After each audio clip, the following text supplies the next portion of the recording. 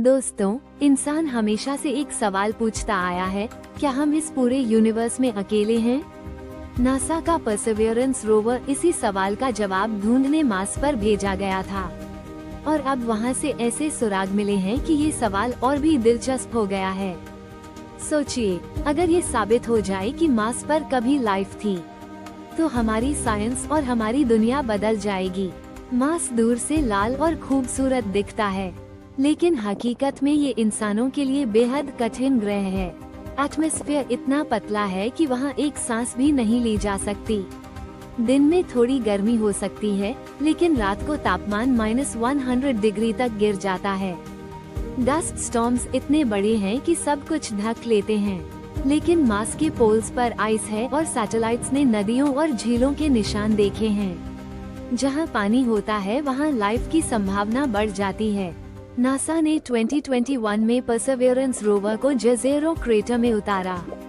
Scientists मानते हैं कि अरबों साल पहले यह एक लेक और रिवर डेल्टा था। परसेवरेंस कोई साधारण रोबोट नहीं है।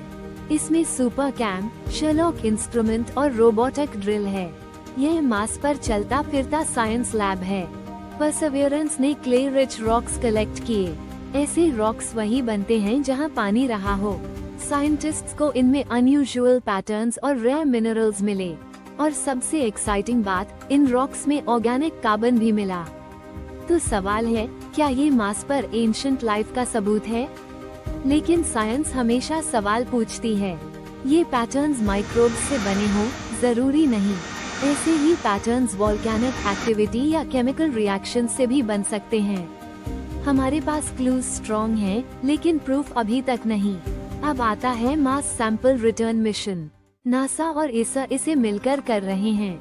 रोवर सैंपल सरफेस पर छोड़ेगा और लैंडर उन्हें कलेक्ट करेगा।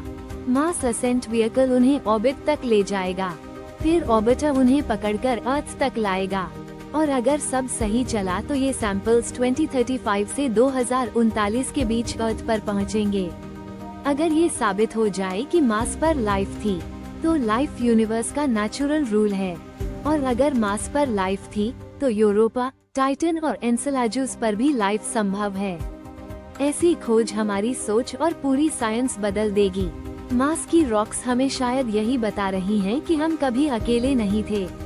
लाइफ की कहानी सिर्फ अर्थ तक सीमित नहीं है, ये पूरे यूनिवर्स की कहानी है। और अब इंसान उस कहानी का अगला चैप्टर पढ़ने के करीब है। क्या आपको लगता है कि मार्स पर सच में लाइफ थी, या ये सब जियोलॉजी का इल्यूजन है?